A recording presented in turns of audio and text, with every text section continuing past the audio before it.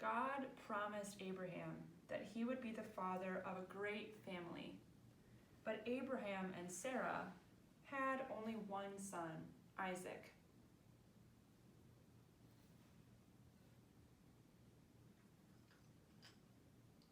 Isaac married Rebekah.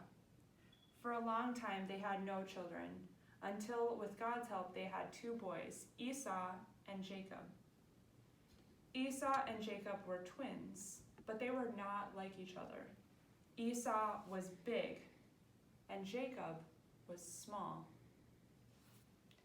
Esau had red hair, and Jacob had dark hair.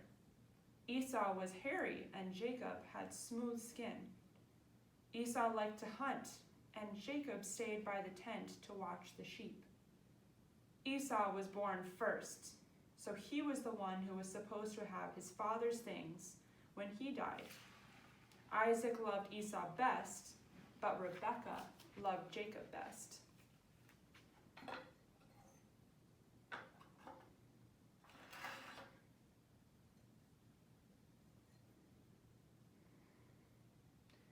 Jacob thought it was not fair that Esau was treated special because he was the oldest. They had been born on the same day. Once Esau came home from hunting and he was very hungry. Jacob had made some soup. Esau asked his brother for some. "I will give it to you," said Jacob, "if you will agree that I can have father's things when he dies." Esau did not even think about it. "What use are father's things when I am so hungry?" He took the soup. But there was an agreement between the brothers that Jacob would be like the oldest son.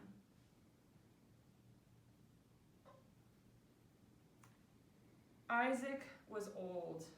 He could not see. He asked Esau to go hunting and make the stew he liked best. Then Isaac would bless him.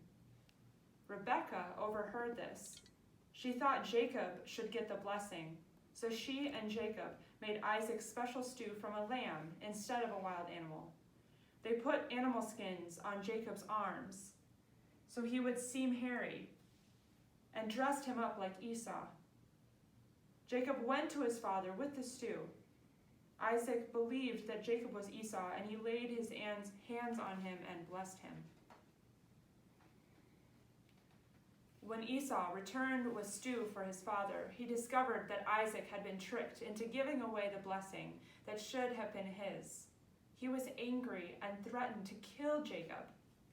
Rebekah asked Isaac to send Jacob away to her family to find a wife. Isaac agreed.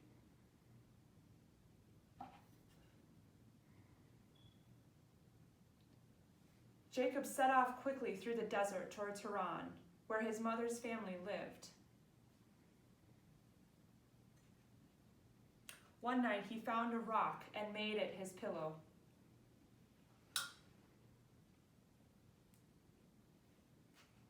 While he slept, he dreamt of a great ladder stretching all the way into heaven. There were angels climbing up and down the ladder, and God seemed to be above and around and beside the place. A voice said, "I am the God of Abraham and Isaac. I will give this land on which you lie and to your descendants. Through them all the world will be blessed. I am with you, and I will bring you back to this land." When Jacob awoke, he knew he had heard God in his dream. He poured oil on the stone so that he would always remember what God had said, and named the place Bethel, the house of God. Jacob traveled on and came to a well where the shepherds watered their flocks. There was a beautiful young woman there with her father's sheep. She was Rachel, the daughter of his mother's brother. Jacob wanted to make her his wife, so he offered to work for her father Laban for 7 years in exchange for permission to marry Rachel. After 7 years, the wedding took place. When Jacob saw his wife's face, he discovered that he had been tricked and that he was married to Leah, Rachel's sister. Laban told Jacob that he could marry Rachel too if he worked another 7 years. Finally, Jacob and Rachel were married. Then Jacob worked 7 more years for his uncle Laban. In all this time, God blessed Jacob and his work, and Laban's flocks grew. Jacob worked for his uncle for 21 years. Then God came close to him and told him it was time to return home. Jacob picked up all that he had and began to journey home with his family. Jacob was afraid to meet his brother again. Esau had threatened to kill him and was coming to meet him with 400 men. Jacob prayed to God and sent presents to Esau. That night he went apart from his family to pray.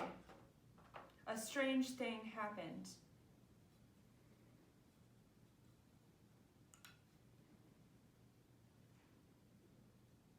Someone struggled with him all night.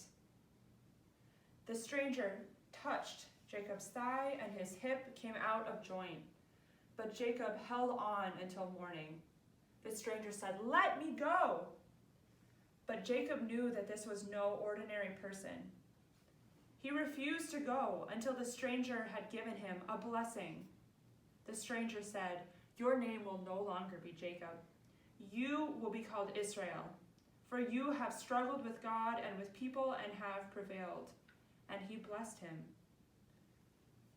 So Jacob called the place Peniel, which means the face of God, because he knew he had been struggling with God. Jacob caught up with his family, limping because of his injury. Then he went in front of them to meet Esau. He bowed down to the ground as Esau came near. Then his brother ran to him and put his arms around him. Finally, old Isaac died, and his sons Esau and Jacob buried him. Jacob, or Israel, as he was now called, had 12 sons. Each of these sons became the head of a great tribe.